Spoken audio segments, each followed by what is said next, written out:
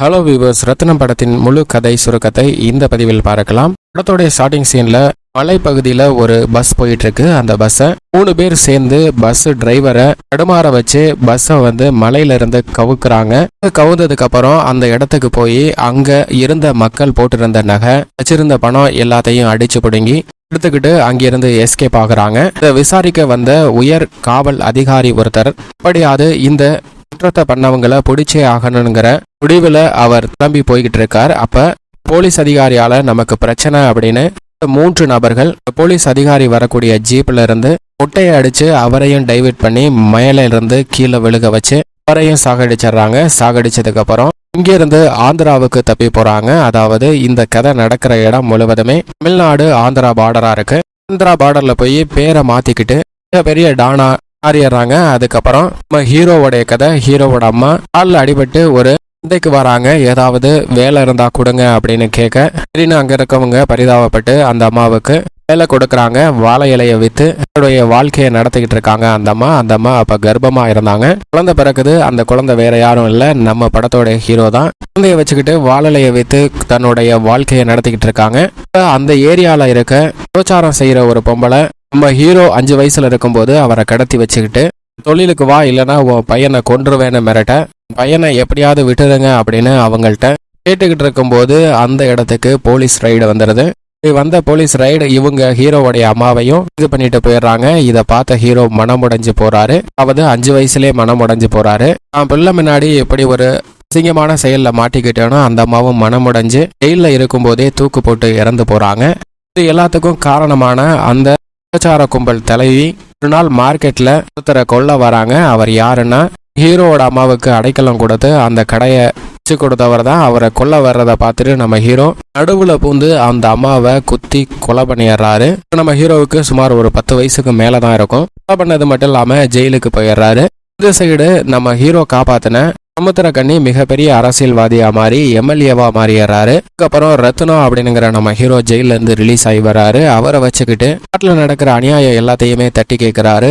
நல்ல மக்கள் பிரதிநிதியா இருக்கக்கூடிய எம்எல்ஏ. இப்போ ஒருத்தர் ஆந்திரால இருந்து வந்துகிட்டு இருக்கவர் ஸ்கூல் பஸ் ரிப்பேர் ஆன உடனே இதுல இருக்க ஒரு பொண்ணை மட்டும் பஸ் டிரைவர் அந்த ஆந்திராக்காரர்கிட்ட இந்த பொண்ணை அவங்க வீட்டுல இறக்கி விடுங்கன்னு கேட்க, நானே இறக்கி விட்டுறேன் அப்படின்னு அந்த பொண்ணை கூட்டிக்கிட்டு போற அவரு அந்த பொண்ணுகிட்ட தப்பா நடக்க முயற்சி பண்ண அந்த பொண்ணு கார்ல இருந்தே கீழே குதிச்சிருது ரோட்ல.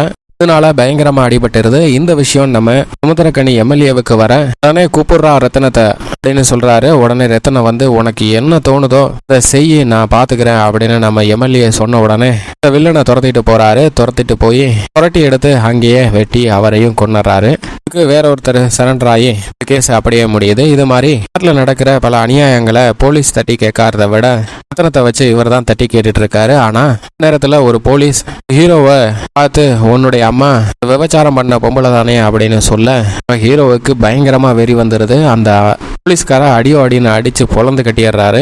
பார்த்த மொத்த போலீஸுமே ஹீரோவை கைது பண்றதுக்காண்டி ரெடியா துடிச்சுக்கிட்டு நிக்க நல்ல எம்எல்ஏ போய் அங்க ஏண்டா நீங்க செய்ய வேண்டிய வேலையெல்லாம் நான் ரத்தினத்தை வச்சு செஞ்சுக்கிட்டு இருக்கேன், மட்டும் இல்லாம அவன் பண்ணது தப்பு தானே, உன் பொண்ணை பத்தி நான் ஏதாவது பேசினா உனக்கு எப்படி கோபம் வரும், இது மாதிரி தானே அவன் அம்மாவை பேசினது அவனுக்கு கோபம் வந்திருக்கு, இதை கூட புரிஞ்சுக்காம அவனை கைது பண்ணுவேன்னு நினைச்சு துடிக்கிறீங்களடா அப்படின்னு திட்ட போலீஸ் எல்லாம் உணர்ந்து சரி ஓகே விட்டுருவோம் அப்படின்னு விட்டுறாங்க.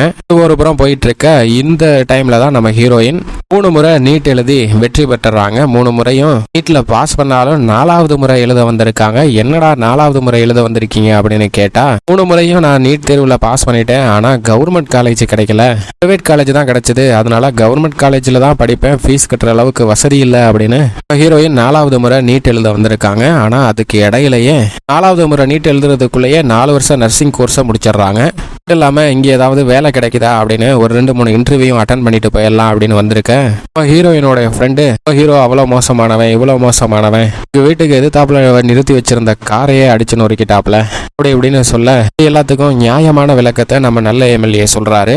போக்குவரத்துக்கு இடைஞ்சலா காரை ரோட்ல நிப்பாட்டினால அந்த காரை அடிச்சு உடைக்கிறாப்ல. 10 வருஷமா ஒரு வாடகை வீட்டில் ஒருத்தர் இருந்துகிட்டு இந்த வீடு எனக்கு தாண்டா சொந்தம் அப்படின்னு அராஜகம் பண்ற அவனை ஹீரோ அங்கிருந்து அப்புறப்படுத்துறாரு. இந்த மாதிரி பல சமூக சேவைகளை செஞ்சுட்டு இருக்கும்போது நம்ம ஹீரோயினை நம்ம ஹீரோ பார்த்ததுக்கு அப்புறம் அவங்க மேல ஒரு இன்னும் புரியாத அன்பும் பாசமும் வந்துருது. காதல் கிடையாதுங்க, அவற்ற அன்பு மட்டும்தான் வந்திருக்கு. இதுல காதல் வரவே இல்லை அப்படிங்கிறத ஆணித்தரமா சொல்றாங்க.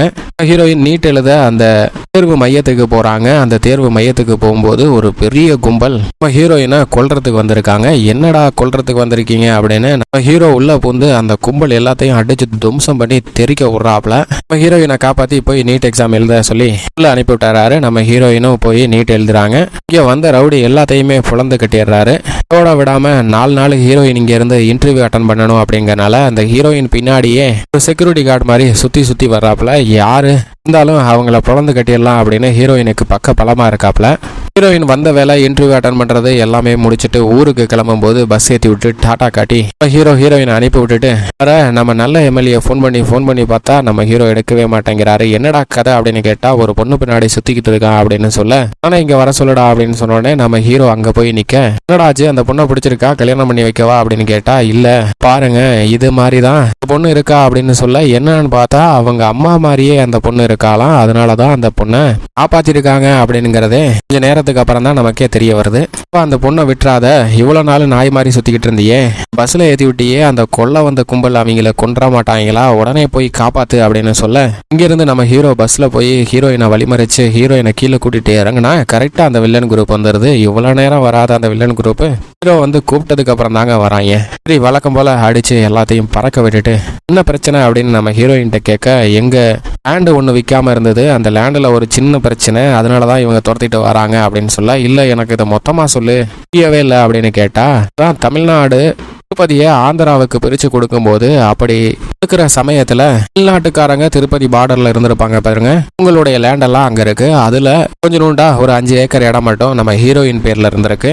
குறிப்பா ஹீரோயினுடைய 6 தலைமுறைக்கு முன்னாடி எழுதின சொத்து 6வது தலைமுறையா வரக்கூடிய நம்ம ஹீரோயினால தான் விற்க முடியும். அப்படிப்பட்ட ஒரு சிறப்பான இடமா இருக்கு. இந்த இடத்துக்காண்டி தான் அந்த வில்லங்க குரூப் துரத்துறாங்க. இது ஒரு கதையா இருக்கு. அந்த வில்லங்க கதை என்ன அப்படின்னு பார்த்தோம்னா அது இன்னமும் கொடூரமா இருக்கு. என்னடா அப்படின்னு பார்த்தா, இங்க இருந்து பல சொத்துக்களை காசுகளை திருடிட்டு போன அந்த கும்பல் ஆந்திராவில் இருக்க ஒரு எம்எல்ஏவோட பினாமியா மாதிரி ஒரு மெடிக்கல் காலேஜை கட்டுறாங்க. இப்படி மெடிக்கல் காலேஜ் கட்டுறது எந்த இடம் அப்படின்னு பார்த்தா நம்ம ஹீரோயின் இடம். ஆனா இதுல என்ன பெரிய தப்பு நடந்திருக்குன்னா, இந்த வில்லன் குரூப்புக்கு சொந்தமாவே இடம் இருக்கு. சொந்தமாவே 10-15 ஏக்கருக்கு மேல இடம் இருக்கு. அந்த இடத்துல தான் கட்டுறோம்னு நினைச்சு மாத்தி நம்ம ஹீரோயினோட இடத்துல கட்டியிருக்காங்க. இது யாரு தப்பு பண்ணா அப்படின்னா ஒரு சர்வேயர் தப்பு பண்ணிட்டாப்லையா.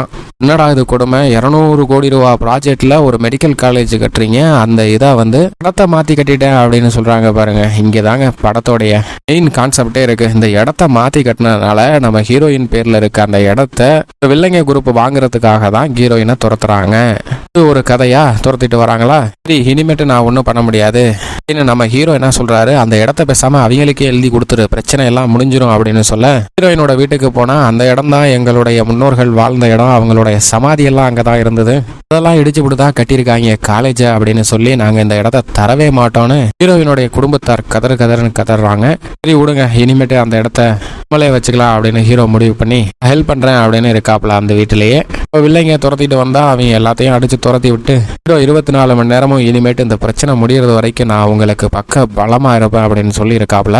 இந்த நேரத்துல வில்லனுங்க ஹீரோவையும் ஹீரோயினுடைய குடும்பத்தையும் தூக்கிட்டு போய் அடிச்சு பிடிச்சு எல்லாத்தையும் காப்பாத்தி இங்க வீட்டுக்கு கூட்டிட்டு வந்தாரு. வீட்டுக்கு கூட்டிட்டு வந்தா நம்ம ஹீரோயினுடைய குடும்பம் மனசு மாறிடுறாங்க. என்னன்னா எவ்வளவோ பிரச்சனை நடந்து போச்சு, இனிமேட்டும் இதை வச்சுக்கிட்டு பண்ண முடியாது, ஏன்னா 6 தலைமுறைக்கு அப்புறம் இந்த பொண்ணாலதான் அந்த சொத்தை விற்க முடியும், அதனால பேசாம இவங்களுக்கே எழுதி கொடுத்துடலாம் அப்படின்னு சொல்றாங்க. இதுக்கு முன்னாடி இவங்க அப்பா வந்து இந்த டாக்குமெண்ட்டை அடமானம் வச்சிருப்பாராம். அடமானம் வைக்கும் போது ஒரு வெத்து பத்திரத்துல கையெழுத்து போட்டு கொடுத்திருக்காரு. அந்த பத்திரத்துல இவங்களே லேண்டை ரெஜிஸ்டர் பண்ணது மாதிரி எழுதிக்கிறாங்க. இந்த பத்திரத்தை வச்சுதான் கேஸ் போடும்போது பார்த்தா அந்த கேஸ் வந்து செல்லாது. ஏன்னா இந்த சொத்துக்கு உண்மையான வாரிசு நம்ம ஹீரோயின் அப்படின்னு சொல்ல, அவங்க அப்பா எழுதி கொடுத்தாலும் கூட அது செல்லாது அப்படின்னு சொல்லிடுறாங்க. இவ்வளவு பிரச்சனை இந்த சொத்துனால நடந்துகிட்டு இருக்கே, தாங்க முடியாத அளவுக்கு பிரச்சனையா இருக்குன்னு ஒரு கட்டத்துல இந்த சொத்தை அவங்கள்ட்டயே கொடுத்துடலாம் அப்படிங்கிற முடிவுக்கு வராங்க. அப்பதான் நம்ம ஹீரோ என்ன சொல்றாரு, இதை தான் நான் முன்னாடியே சொன்னேன், இவ்வளவு பிரச்சனை நடந்ததுக்கு அப்புறம் இதை போய் கொடுக்க போறீங்களே அப்படின்னு பயங்கரமா காண்டாயி, அதெல்லாம் முடியாது, இனி என்ன வந்தாலும் நம்ம தான் பாக்குறோம், அந்த மெடிக்கல் காலேஜ் நம்ம இதுதான் அப்படின்னு சொல்லி இந்த வில்லனுடைய வீட்டுல இருந்து காரெல்லாம் தூக்கிட்டு வந்துடுறாரு. தூக்கிட்டு வந்ததுக்கு அப்புறம் ஆந்திரா போலீஸ் நேரா நம்ம ஹீரோவை அரெஸ்ட் பண்ண வந்துடுறாங்க. வந்து துப்பாக்கி எடுத்து நீ வரல உன்னை போட்டு தள்ளிடுவேன் அப்படின்னு சொல்லி மிரட்ட நம்ம ஹீரோ சிரிப்பா வருது. இதெல்லாம் பார்த்தா எனக்கு ரொம்ப பரிதாபமா இருக்கு அப்படின்னு சொல்லிட்டு இருக்கும் போதே நம்ம நல்ல எம்எல்ஏவும் வந்துடுறாங்க. நல்ல எம்எல்ஏன்னு சொல்றோன்னு பாத்தீங்களா, அங்க வில்லங்க குரூப்ல இருக்கவர் கெட்ட எம்எல்ஏ, இங்க இருக்கவர் நல்ல எம்எல்ஏ. அவர் வந்து ஒரு தமிழ்நாட்டில் இருக்க ஒருத்தனை அரெஸ்ட் பண்ணணும்னா அரெஸ்ட் வாரண்ட் வச்சிருக்கியா, முறையா அதுக்கான பர்மிஷன் எங்கேயா வாங்கியிருக்க, அப்படியே நீ வந்தாலும் நீ நேரடியா வந்துட முடியாது, திருத்தணி போலீஸை கூட்டிட்டு தான் வரணும் அப்படின்னு பாயிண்டா எடுத்து பேச இந்த ஆந்திரா போலீஸ்காரங்க ரொம்பவே பதட்டமாயி பயந்து போறாங்க.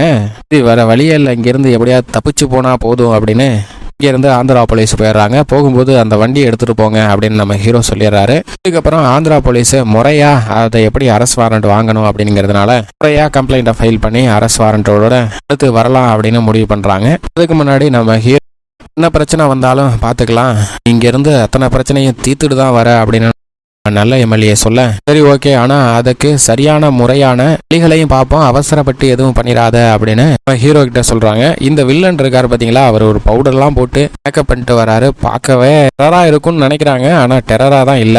அப்படியே பிரச்சனை முத்தி போக ஒரு கட்டத்துல ஹீரோ அவங்களை காப்பாத்துறதுக்கு என்னென்னவோ முயற்சி பண்ணிட்டு இருக்காங்க. அப்படி பண்ணிட்டு இருக்கும்போது ஒரு ஐயர் எல்லா சீன்லையும் கிராஸ் பண்ணி போவாரு. அவர் பார்த்துட்டு எங்களை உங்க குருசாமி கூப்பிடுறாங்க வாங்க அப்படின்னு நம்ம ஹீரோவை கூட்டிட்டு போய் பேருங்கெல்லாம் டீல் பேசுறாங்க. என்ன பேசுறாங்க அப்படின்னு பார்த்தா, போட்டு பொலன்னு பொலந்தியே அந்த 3 பேரும் எங்களுக்கு மாமா வேணும், அதுக்கு நாங்க சேர்த்து வச்சிருக்க ஒரு 25 லட்சம், அதுக்கப்புறம் கடனை உடனே வாங்கி 30-40 லட்சம் தரோம், நீங்களை எப்படியாவது முடிச்சு விட்டுருப்பா அப்படின்னு சொல்லி கேட்க நம்ம ஹீரோ என்ன சொல்றாரு, அதெல்லாம் தேவையில்லை, அவங்கள நான் எப்படியா இருந்தாலும் முடிச்சு விட தான் போறேன், நீங்க அதை இனமாவே வச்சுக்கோங்க அப்படின்னு சொல்லிட்டு அங்கிருந்து கிளம்புறாரு. கிளம்பும் போது பார்த்தாதான் தெரியுது மிகப்பெரிய ட்விஸ்ட் என்னன்னா, அவங்க அம்மா போட்டோ அங்க மாட்டிருக்கு. இந்த போட்டோ எப்படி இங்க வந்தது, இது யாரு அப்படின்னு கேட்க, இது என் மருமவப்பா அப்படின்னு அந்த ஐயர் சொல்ல, இல்ல இது எங்க அம்மா அப்படின்னு நம்ம ஹீரோ சொல்ல, அப்பதான் கதையோட கான்செப்டே புரியுது. இங்க 3 பேர் கொள்ளையடிச்சாங்க பாத்தீங்களா, அவங்க தான் ஹீரோவுடைய அம்மாவுடைய தம்பி ஒருத்தன், 2 பேரும் ஃப்ரெண்டு. இவங்க தான் அந்த பஸ்ஸை ஃபர்ஸ்ட் சீன்ல வந்தப்ப கொள்ளையடிச்சிட்டு வந்த பணத்தெல்லாம் வீட்டுல வச்சு எண்ணிட்டு இருக்காங்க. இதுக்கு இடையில